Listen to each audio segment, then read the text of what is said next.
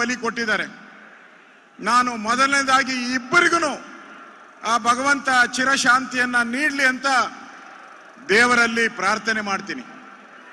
ಇವರಿಬ್ಬರು ಇವತ್ತು ಕಾಂಗ್ರೆಸ್ಸಿನ ಈ ಭ್ರಷ್ಟಾಚಾರವನ್ನ ಬಯಲಿಗೆಳೆಯದಲ್ಲಿ ತಮ್ಮ ಪ್ರಾಣವನ್ನ ಬಲಿದಾನ ಮಾಡಿದ್ದಾರೆ.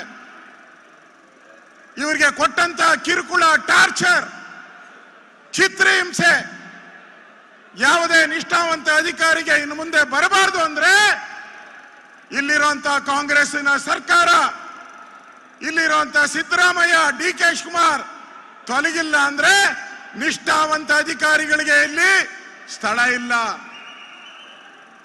ಅಧಿಕಾರಿಗಳು ಇಲ್ಲ ನೇಣ ಹಾಕಬೇಕು, ಇಲ್ಲ ರಾಜೀನಾಮೆ ಕೊಡಬೇಕು.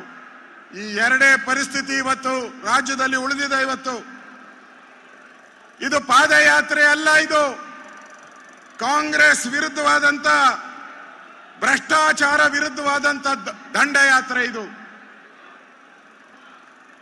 ನಾವು ಮೂಢ ಹಗರಣದ ತನಿಖೆಗೋಸ್ಕರ ಪಾದಯಾತ್ರೆ ಮಾಡ್ತಾ ಇದ್ದೀರಿ. ಡಿ.ಕೆ. ಶಿವಕುಮಾರ್ ಅವರು ಹೇಳ್ತಾರೆ, ನಿನ್ನ ಆಸ್ತಿ ಎಷ್ಟು, ನನ್ನ ಆಸ್ತಿ ಎಷ್ಟು. ನಾವು ಇದನ್ನ ಕೇಳ್ತಾನೆ ಇದ್ದೀರಪ್ಪ, ನಿನ್ನ ಆಸ್ತಿ ನನ್ನ ಆಸ್ತಿ 20 ವರ್ಷದಿಂದ ಕೇಳ್ತಾ ಇದ್ದೀರಿ. ಅದಲ್ಲ ಪಾದಯಾತ್ರೆ.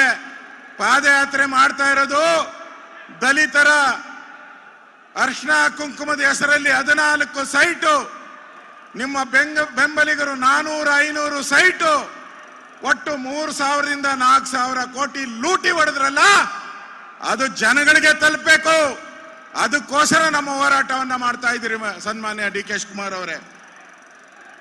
ಇವತ್ತು ಯಾವ ಜನ ಮೈಸೂರು ಮೂಡಾದಲ್ಲಿ ನಮಗೆ ಸೈಟ್ ಸಿಗುತ್ತೆ ಅಂತ 86,000 ಜನ ಅಪ್ಲೈ ಮಾಡಿದ್ದಾರೆ. ಅವರಿಗೆ ಸೈಟ್ ಕೊಡ್ಲಿಲ್ಲ ಕಾಂಗ್ರೆಸ್ ಅವರು, ಅವರಿಗೆ ಸೈಟ್ ಕೊಡ್ಲಿಲ್ಲ. ಬಡವರಿಗೆ ಸೈಟ್ ಇಲ್ಲ. ಸಿದ್ದರಾಮಯ್ಯರವರಿಗೆ 14 ಸೈಟು.